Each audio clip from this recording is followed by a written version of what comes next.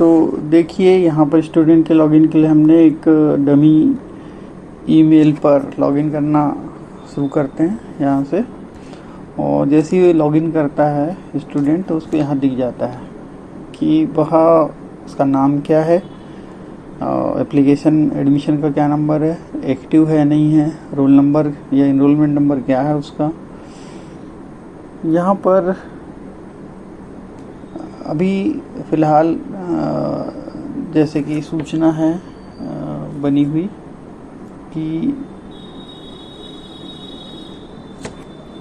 क्या कहते हैं, वो अपनी एड फीस की डिटेल कर सकता है जो इस तरह से है।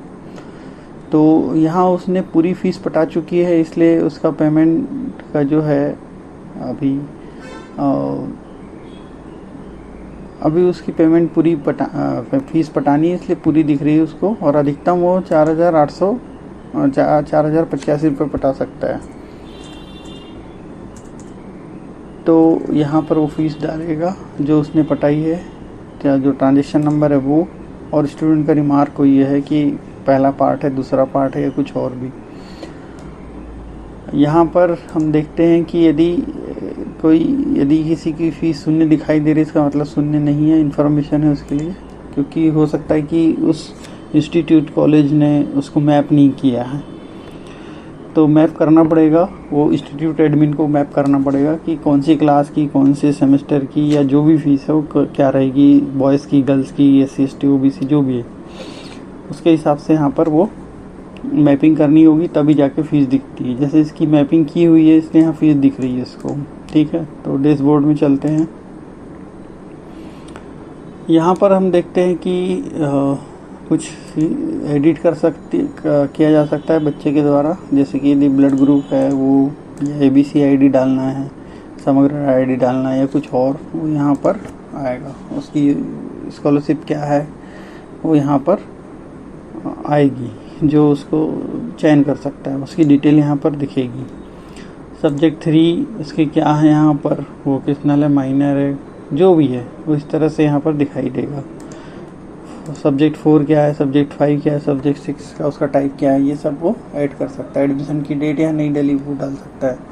स्टूडेंट का फ़ोटो है वो भी डाल सकता है वो यहाँ पर।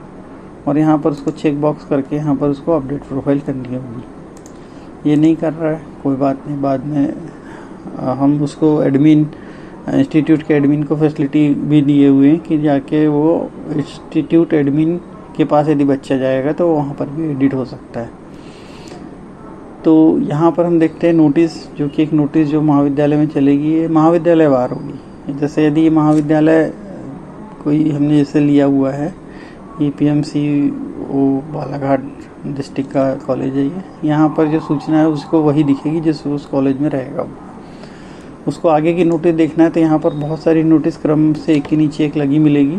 जैसे यहाँ पर लिखा, महाविद्यालय में अध्ययनरत स्नातकोत्तर या स्नातक के समस्त विद्यार्थी किसी एक स्वयं कोर्स में इनरोल कराकर अध्ययन करना अनिवार्य। स्वयं कोर्स में इनरोल कैसे करें, इसके लिए निम्नलिखित लिंक में जाकर जानकारी ले सकते हैं। तो जैसे अपन लिंक को क्लिक करेंगे तो इस तरह से एक लिंक आ जाएगी, मतलब डिटेल आ जाएगी। QR कोड में जाकर रजिस्ट्रेशन करा सकता है स्वयं में। इस तरह से क्लोज कर दे बटन, नोटिस मिल गई बच्चे को। इस तरह से अभी यहाँ पर इतनी फैसिलिटी, सुविधा भी उपलब्ध है। बाद में इसमें टेस्ट या कुछ असाइनमेंट देना होगा, या उसको पासवर्ड बदलना है तो यहाँ से बदल सकता है। पासवर्ड बदलने के लिए उसको रजिस्टर्ड ईमेल देना होगा, मोबाइल नंबर देना होगा, और इन 4 डिटेल में से कोई 2 डिटेल देना पड़ेगा, फादर या मदर की नेम, इंस्टीट्यूट का कोड, डेट ऑफ बर्थ। तो उसका पासवर्ड रीसेट का उसको ऑप्शन खुल जाएगा। हम वापस चलते हैं स्टूडेंट, उसमें स्टूडेंट लॉगिन, यहाँ फिर से लॉगिन करते हैं। यहाँ पर एक और बात है कि यहाँ पर देखिए एड स्टूडेंट डिटेल में, यहाँ पर जब उसकी फ़ीस पड़ जाएगी तो स्टूडेंट फीस डिटेल के नीचे यहाँ पर उसको दिखने लगेगा कि उसकी फ़ीस पेड हो गई है, क्योंकि बच्चे के द्वारा लिखा जाएगा। लेकिन उसको ऑथेंटिकेट करने के लिए इंस्टीट्यूट एडमिन को काम करना पड़ेगा। तो उसकी जो ट्रांजेक्शन ID उसको बैंक डिटेल में आई होगी उसको डालना होगा। तो वो बल्क में भी डाल सकता है यदि उसको इस फॉर्मेट में आई होगी, जिस फॉर्मेट में उसको बनाना पड़ेगा एक्सेल शीट और उसको बल्क में अपलोड करेगा, जिससे वो सबकी फ़ीस ऑथेंटिकेट होते रहेगी। तो मंथ वाइज वो एक्सेल शीट बना के डाल सकता है, जो उसके बैंक अकाउंट की डिटेल में दिखता है उसको लेके। यहाँ पर वापस चलते हैं डैशबोर्ड में और यहाँ लॉग आउट करते हैं। अब यहाँ पर दूसरा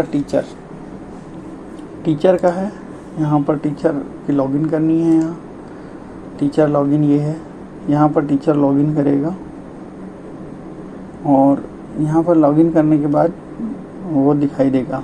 तो इसके लिए एक डमी अगले नेक्स्ट पार्ट में आएगा इसका वीडियो, उसको देखेंगे कि कैसे कोई अटेंडेंस ले सकता है या और कुछ काम कर सकता है।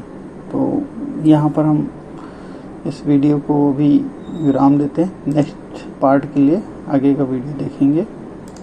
Thank you.